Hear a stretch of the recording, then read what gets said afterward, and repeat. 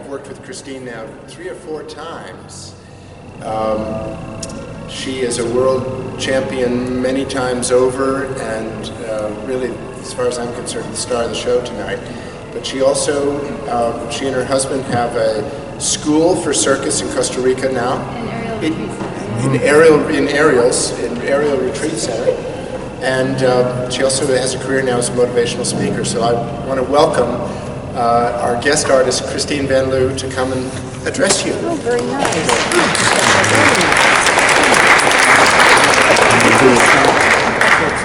Years ago, at the tail end of being married to my first boyfriend, I did that. I started working for an entertainment agency, and just between you guys and me, my job was embarrassing. I had to wear this hideous neon psychedelic unitard, like a box of Skittles just vomited all over me, with a matching cone hat.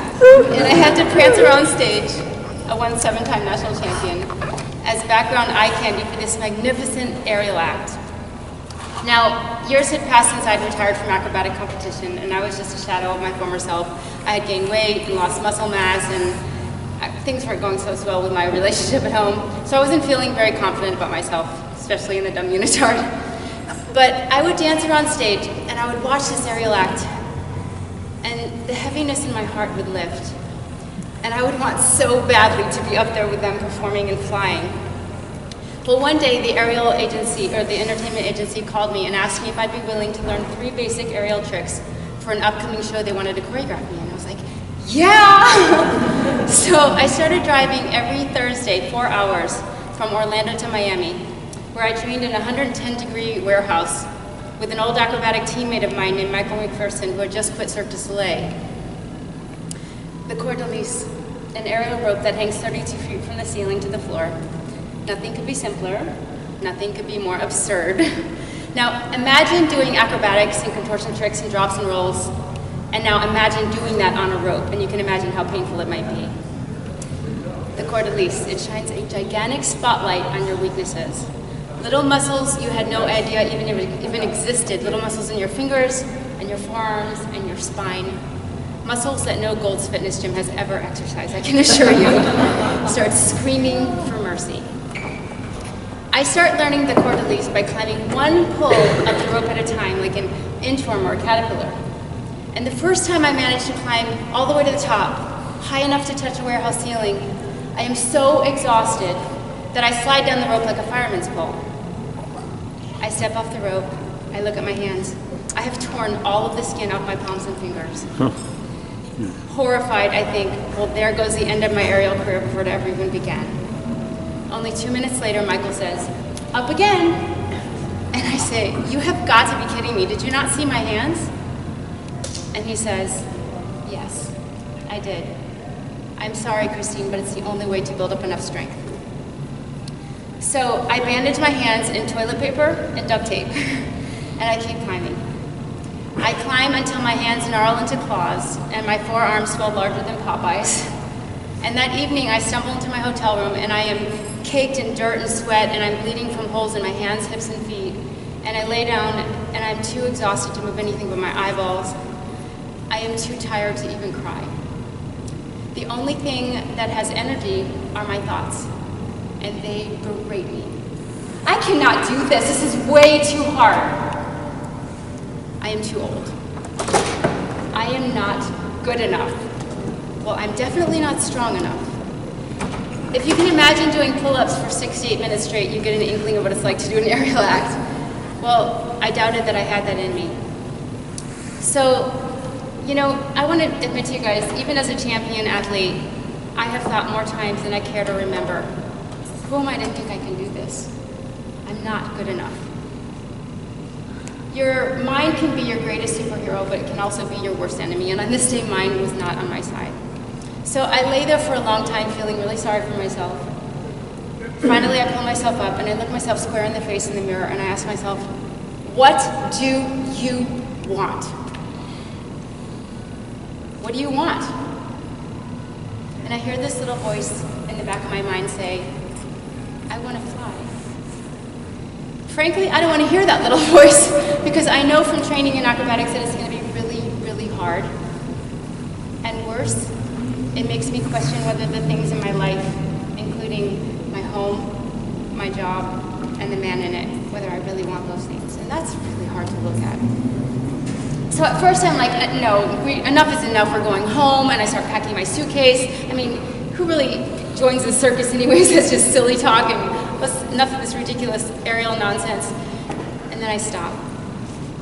Because I realize that no matter how ridiculous it may sound, the truth of the matter is, I want to fly.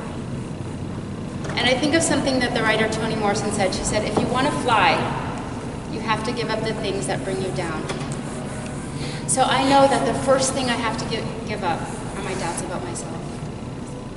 You know, sometimes the goals that we have for ourselves, whether it's recovering from a trauma or restarting our life after a divorce or whatnot, can seem so daunting when we think of them in their entirety that we lose our energy to even begin claiming them. If I had looked at becoming a champion as a little girl, the whole idea of becoming a champion, I would have quit way back in beginner level because it just seemed too out of reach and too big.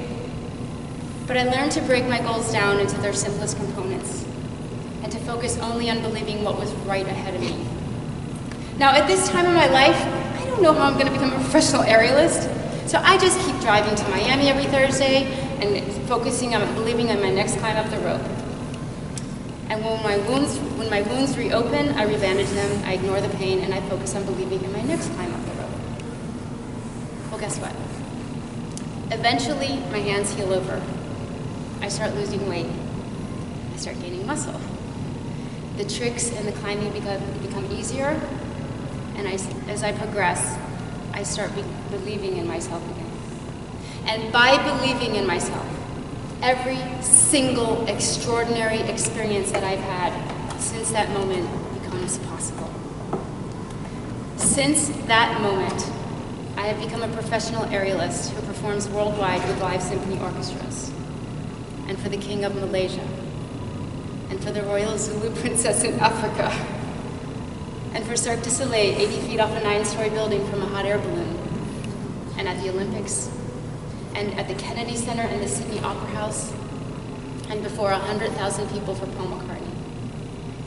I've become a professional stunt woman. In fact, in the filming of Rush Hour 2, I repeated an aerial rope sequence 56 times in a row, so many times that Jackie Chan came up to me and he said, "You're so great, you never complain."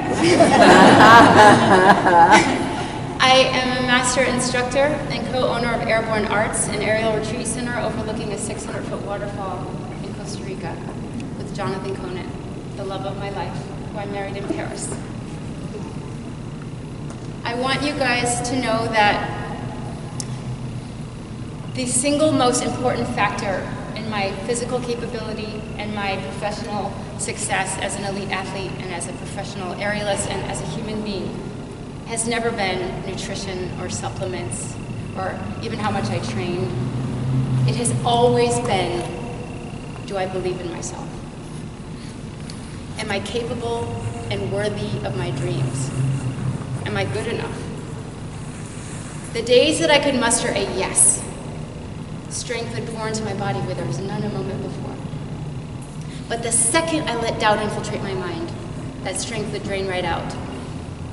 Each and every one of you matters. But no amount of hard work or pep talk or potential will ever suffice if you don't believe that. We have to be on our own side. We have to believe in ourselves, not just as much as our friends or our family, but to the absolute exclusion to all things, internal or external, that would dissuade us from believing in ourselves. There's a quote by Leonardo da Vinci that really speaks to me, and it's this: "When once you have tasted flight, you will forever walk with your eyes turned skyward. For there you have been, and there you will always want to be." When I learned to climb, I climbed one pull at a time out of a life in which I did not belong, and into one that I love with all of my heart. I wish for each and every one of you to have a life that you love with all of your hearts. So please remember this. You don't have to believe that you can climb all the way to the top. You just have to believe with all of your heart that you can take the next step. Thank you, guys. I hope you enjoy this. Thank you, Christine.